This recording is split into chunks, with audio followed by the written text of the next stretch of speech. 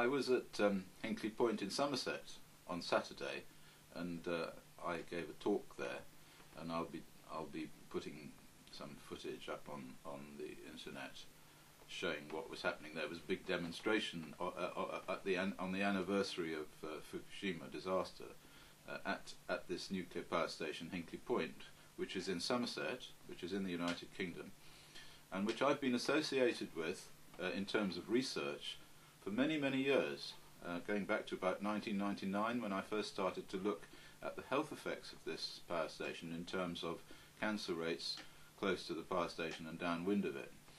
And we did a number of studies between about 1999 and the present day, mainly looking at the town of Burnham-on-Sea, which is a town on the coast about 10 kilometres away across the sea. There's a big estuary there from Hinkley Point. Anyway, the point is that the winds blowing from Hinkley Point, or blowing towards Hinkley Point, the southwesterly winds, will carry radioactive material from the power station across to Burnham-on-Sea. And we found excess rates of cancer there. We found a doubling of risk of breast cancer mortality. That's deaths from breast cancer over the period from 1994 to the present, to the most recent data, which was about 2009. And we also found increases in other sorts of cancer too in various epidemiological studies which we did there. So there is a lot of evidence that there are some sort of genotoxic effects from the releases from the nuclear power station. And indeed, prior to the work that I did, two scientists from the medical community in Somerset did a study of leukemia near Hinkley Point and found that there was an increase in childhood leukemia near the plant also. And this is not surprising, since most of the nuclear plants that have been studied do have evidence of increases in childhood leukemia.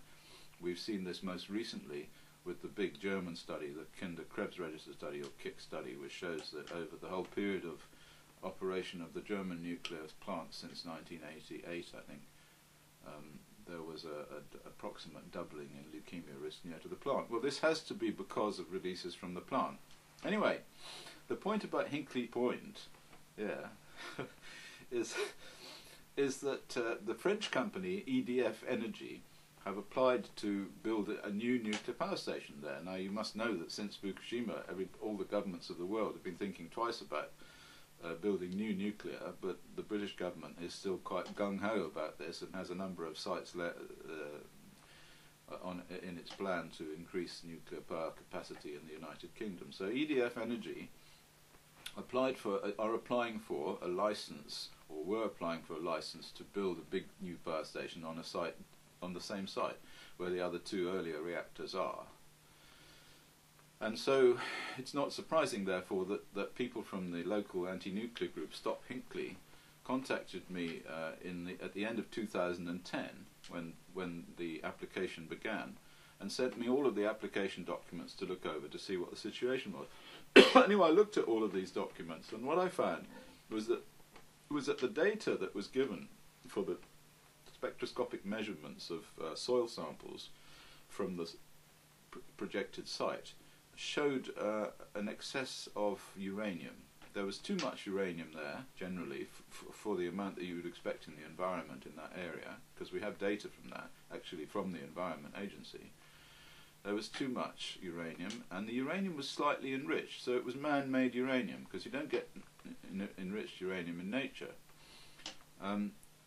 And in addition to that, we found, using all their own data, that the levels of uranium were highest the closer you got to the coast, to the edge where the sea is, on this site, and also it was higher on the surface. So you have too much uranium, enriched uranium, closer to the sea it's greater, and on the surface it's greater than further down.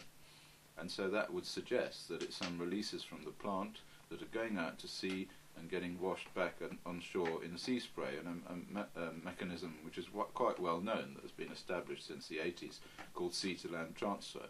What happens is that the sea picks up the sediment, which is contaminated, throws it up in the air, and it drifts ashore, and so you get high levels of whatever it is in the sediment in the first 1 kilometre, going up very rapidly as you get very close to the coast. Okay.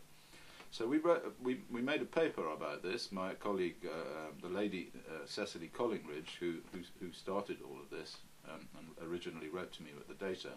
We produced this report and released it in January 2011.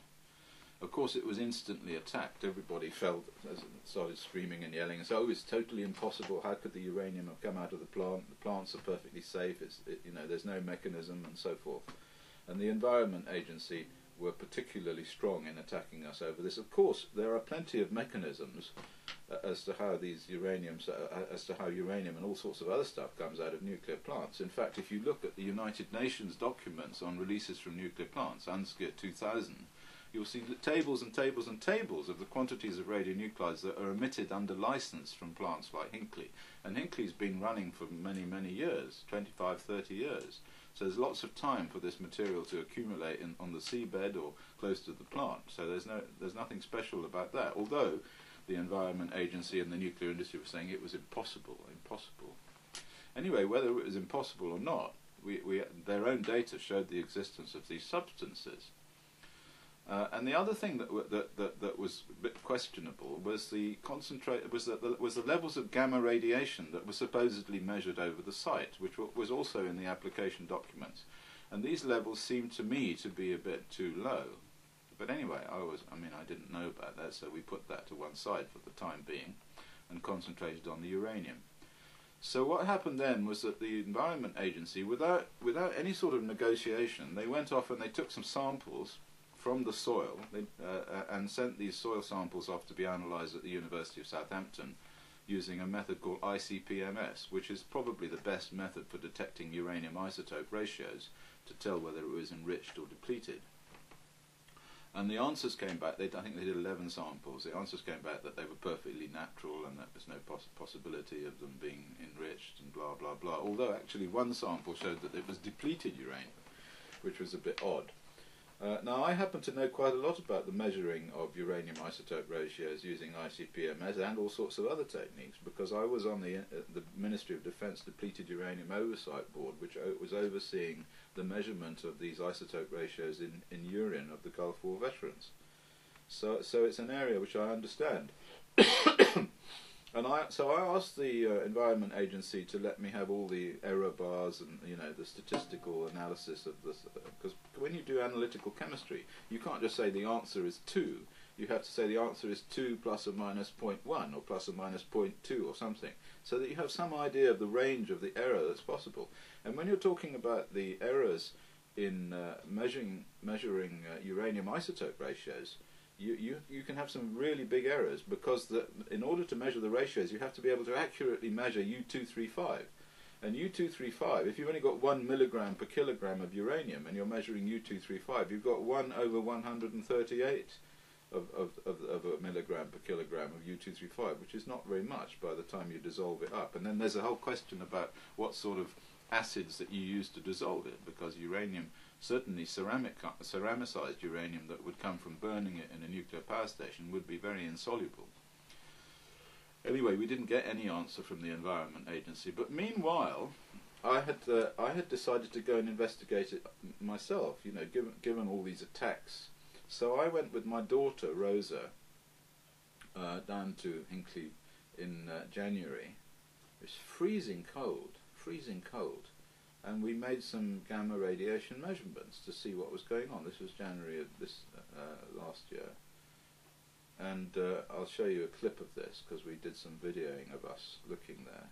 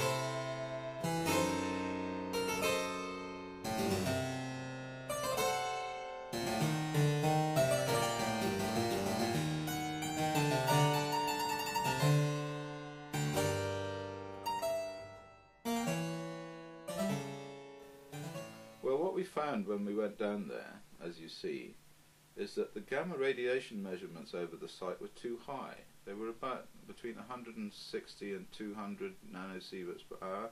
Now, according to the data from the National Radiological Protection Board that surveyed the whole of the British Isles in 1993, these levels should be about 70, if you include the cosmic ray element of 35, they should be about 70 nanosieverts per hour. But we were measuring 200 nanosieverts per hour over the site. And the levels were higher the closer you got to the sea, which was interesting. Now, if you take the measurements of uranium that they gave in their original application, you can actually use an algorithm to calculate what gamma radiation over the site should be. This is quite well known. It's in the literature, it's in all the books on environmental contamination of uranium. And what you expect to find if you use that is about 150 to 160 nanosieverts per hour, which is approximately what we found, you see. In fact, we found more than that. But the Environment Agency was saying that the levels were about 70 nanosieverts, 50 to 70 nanosieverts per hour.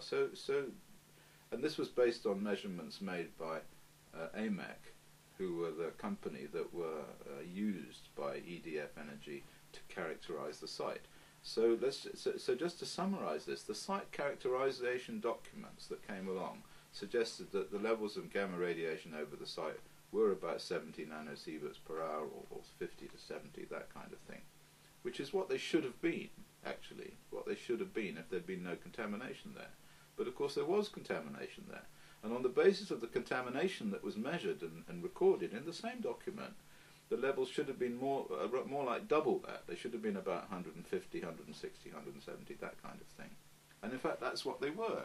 When Rosa and I went down freezing to death, that's exactly what we found. We found that the levels were high and were what you would have expected on the basis of the uranium concentrations which they found. So basically, that suggests that the Environment Agency are either stupid or biased, because they should have picked that up. They should have been able to see their own measurements, or at least the measurements that were reported for uranium, and they should have been able to add those up together and figure out what the gamma dose rate was. Of course, the reason why they would have wanted to minimize the gamma dose rate is this, that there are actually laws, the Radioactive Substances Act, the Euratom 9629 Directive, all these laws say that if you find an excess of radioactivity in terms of the gamma radiation on a site, then you have to investigate properly and find out what is causing that. And the other thing that you have to do is to make laws about preventing people from living there and working there. Now the point is they didn't want to do that because they wanted EDF's workers to actually live on the site to build the power station. And if they'd have used the RSA 93 or the Euratom Directive, they wouldn't have been able to allow those people to live there because those people would have received too high a radiation dose just from the gamma radiation to permit them to be there legally. So this is the reason why I believe the Environment Agency went along with this scam to suggest that the gamma radiation on the site was low enough to allow people to work there. It's not. It's not low enough. The reason it's not low enough is because there's too much uranium and thorium and all sorts of other stuff there, and that stuff also is measurable when you just walk over it with a Geiger counter. So why didn't the Environment Agency walk over it with a Geiger counter? Well, the answer is because if they had done, they would have found that the levels were too high, and then they wouldn't have been able to allow the project to go ahead. So this is the situation we are at the moment. So I went to make these measurements and I showed that they were wrong. But there's some new evidence now which has emerged, because the people from Stop Hinkley took me some samples from the site. This was recently. And we don't have an awful lot of money for this, but Stop Hinkley paid for the measurements of some of these samples, and we sent the samples off to have gamma spectroscopy done on them. And we also, high-resolution gamma spectroscopy, I can do the low-resolution stuff here, but you need the high-resolution stuff to get the uranium, because uranium is not a gamma emitter, it only has a very weak gamma emission, so you have to be able to pick it out from all the clutter. And the other thing we did is we sent those samples to Germany to a colleague of mine who has an ICP-MS machine, the same as the one in Southampton, very, very highly sensitive and posh machine, state of the art. And the results came back as follows. What happened was that the gamma spectroscopy showed that there was enriched uranium there. It showed that the levels of uranium were much too high, about 100 becquerels per kilogram, whereas they should have been about 20 becquerels per kilogram. So you got 5 times too much uranium. And also the ICP-MS results showed that the uranium was enriched. So there we are. We're back to the beginning again. There is too much uranium there, and the uranium is enriched, and I cannot imagine why or how the Environment Agency are saying that there is no enriched uranium there, and I don't know where they got those samples from that they sent to the University of Southampton. Perhaps they took them from their flower pots in their garden. Goodness knows. But I mean, I don't think they took them from the site, because on the basis of the evidence we've got, the site is contaminated with enriched uranium, and we stick to our guns. Which, of course, as a result of all of the attacks on us, have kind of got slid off the menu slightly. But the most interesting thing right at the end of all this has to do with the samples that we sent to Germany. Because when we sent these samples to Germany, we asked them not only to look for uranium, we asked them to look for 52 other elements, because we thought it might be interesting to see whether this was in fact like natural farmland, which is what the Environment Agency were suggesting. And in fact, of course, it wasn't. There were all sorts of strange elements in the soil, but the most important one was iodine. The levels of iodine in the soil samples that we sent were enormously high. Totally, because we know roughly what soil samples should contain in terms of the crustal average, the Earth's crust. You know, if you went into a field and you dig up a piece of mud and you sent it off, you pretty well much know what you ought to find there, and you certainly wouldn't expect to find lots and lots of iodine, which is what we found. Now, so where's the iodine from? Well, there's only one place the iodine is from, and that's from seawater. So the sea-to-land transfer is occurring, and the sodium chloride, with of course the iodine inside it, from the salt spray is coming over, spreading all over this site, and there's a high level of iodine there, and also, of course, a high level of uranium. So this is the way in which it works. This power station, over the long period of its existence, has been pumping out a lot of contamination, including uranium fuel particles, uranium particles. This is slightly enriched uranium, which is what you would get in a nuclear reactor, or even use in a nuclear reactor. And this stuff then goes out into the sea, either through the liquid emissions, or else it lands on the ground and gets washed into the sea. It gets attached to the sea sediment, and then it gets thrown back on the land by the sea spray through sea-to-land transfer. And that causes an excess of this stuff in the soil on the site, and that leads to the increased level of gamma radiation. We also know that this level is too high from measurements that were made and published in the literature in 1993 by people who were, luckily for us, comparing the measurements from different kinds of Geiger counter, different kinds of radiation detector. And they showed that the mean level at the perimeter fence of Hinkley Point was about 90 nanosieverts per hour. And when Rosa and I went there, as you can see from the clips, we were measuring as high as 200 nanosieverts per hour. So this is a big story, and this is a story that will stop Hinkley Point's development in its tracks if it's properly used. Thank you for listening.